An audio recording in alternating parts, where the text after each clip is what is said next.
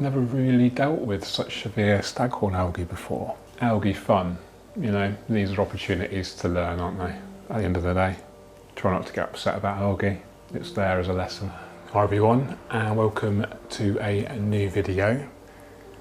This one's all about this Scapeline 60 from ALGAE. This is my Iwagumi scape that was created a couple of months ago now.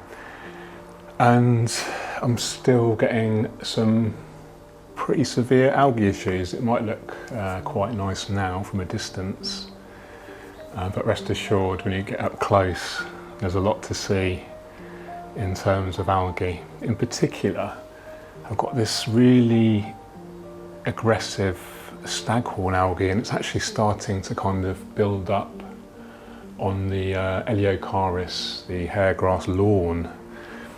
It's definitely more prominent over here, and it's really building up on the stones as well. I did a big maintenance session the other day. The tank was actually looking really good, not much algae at all, and I thought I'd be really clever, and instead of using kind of scissors or, you know, the little self-sprung scissors like these, which I normally do for cutting, you know, delicate stuff, I thought I'd use a shaver. So that's what I did. I saw a video of this a few years ago on Facebook, and I think it went viral. There's someone shaving their hairgrass carpet, which was, I thought was really a good idea actually. And I have obviously a waterproof razor, so that's what I did. And I even did it with the stems as well. Not quite so effective as the hairgrass, but it still worked. But literally a couple of days after that big maintenance session, did a big water change, cleaned the filter, did everything I normally do. The staghorn algae is still coming back, and I'm a little bit kind of lost about it. I've never really dealt with such severe staghorn algae before. I haven't tested the water yet, so there's a lot of talk about nitrates, phosphates and stuff. My belief used to be that an excess of these nutrients doesn't cause algae if you have enough healthy plant growth.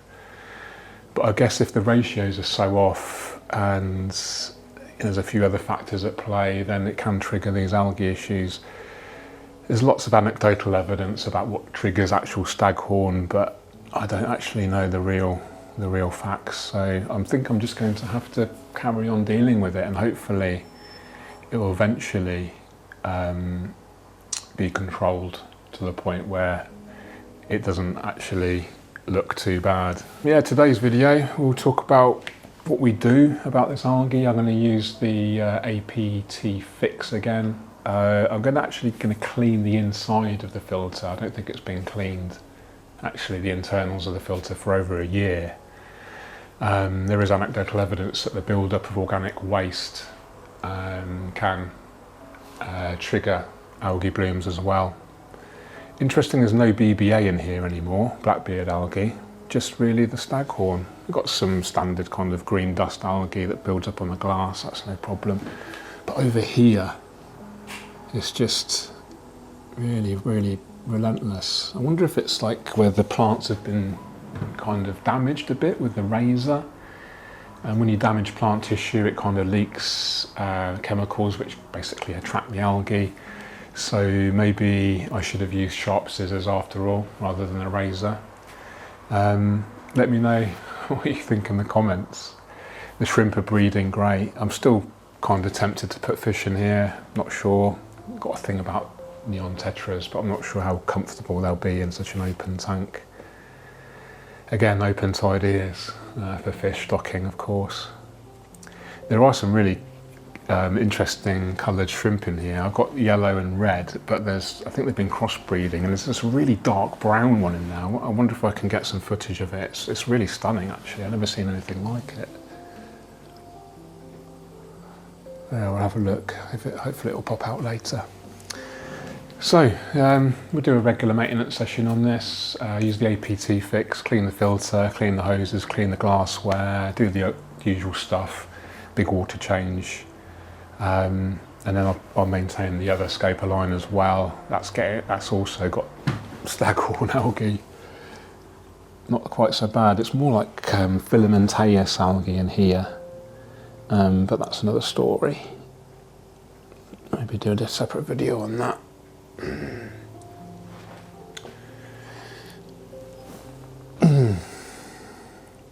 Yeah, pretty bad.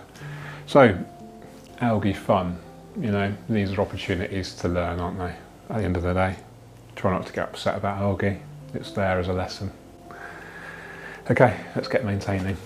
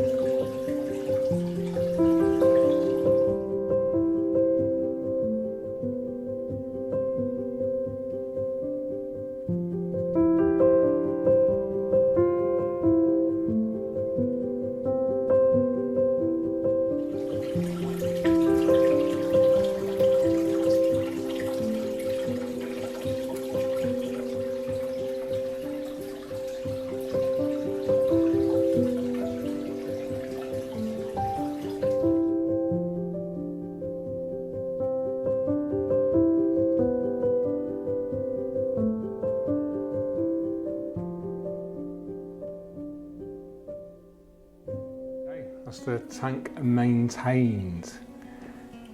I do thank you so much for watching to this point. Do drop me a comment below if you've watched it all the way to the end. I do really enjoy reading your comments. I have no idea what to expect now.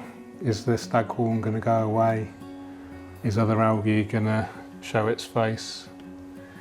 I think I'll give it another month, and if I'm still struggling for whatever reason, I think it's time for a rescape. Before I go, a quick mention of my lovely sponsors. Oh, Betty being one of them, of course. In all seriousness, you know, this channel is only possible, and all these aquariums and my job is really only possible because of sponsorship. And yeah, just wanted to say thank you to Tropica Aquarium Plants, ALGAE of course for supplying the aquariums, and not forgetting Fritz Aquatics. These are my two favourite products. I also have the Fritz Complete Dechlorinator, just not to hand right now. Absolute favourite product, glass cleaner, always finished. The last job is to clean the glass. You know, that's a really important thing. It's quite easy to overlook the importance of that final touch. You could have the most beautiful aquascape in the world, you know, zero algae, nuisance algae hopefully, but if the glass is dirty, you know what I mean, it's just not good, is it? It's that finishing touch, details matter. Also, I'm going to start using this more regularly in here because this is a sludge and organic debris remover. So if my suspicion is correct and there's an excess accumulation of organic waste potentially, this will help deal with that. So let's have a look at the instructions. So I've just calculated it only needs 2 millilitres in here, so there's about 10 ml in a cap. So if we just fill it up about a quarter. There we go. Simple as that. This is live bacteria, basically, and it eats organic waste, which is really handy. So, you know, you never know, it might help, you know, preventative maintenance for the algae, hopefully. We've added the APT fix to kill the algae, and hopefully it won't come back again if we take care of the root cause. I still don't know what that is. Nitrates, phosphates, excess light, poor CO2 management, poor maintenance, poor filter maintenance, poor circulation. You know, there's so many contributing factors to nuisance algae. I always try to talk about in terms of there's a constant kind of battle going on between the aquarium plants and the algae. Look after the aquarium plants as best you can. Hopefully they'll do the looking after the algae and win that battle. Speaking of which, we need to feed the plants, don't we? So liquid fertiliser, this is Tropica Specialised Nutrition in a 2-hour Aquaris bottle. So I do 3 squirts of this every day. Do let me know in the comments, how long have you battled algae for on a single aquascape? Have you been determined to conquer it, or have you given up and just done a complete rescape? Do let me know in the comments, and thanks again for watching. I do really appreciate it. Take care.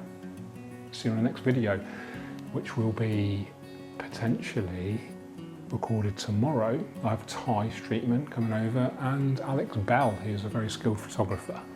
So I'm sure we'll have some good conversations and maybe create a video together. So stay tuned for that. I haven't forgotten either about my posts. I did a community post about low-tech tanks, uncomfortable truths about low-tech. So that's going to be a good one, a very interesting one, and some quite deep insights. Can't wait to share that one with you soon. Take care. Cheerio.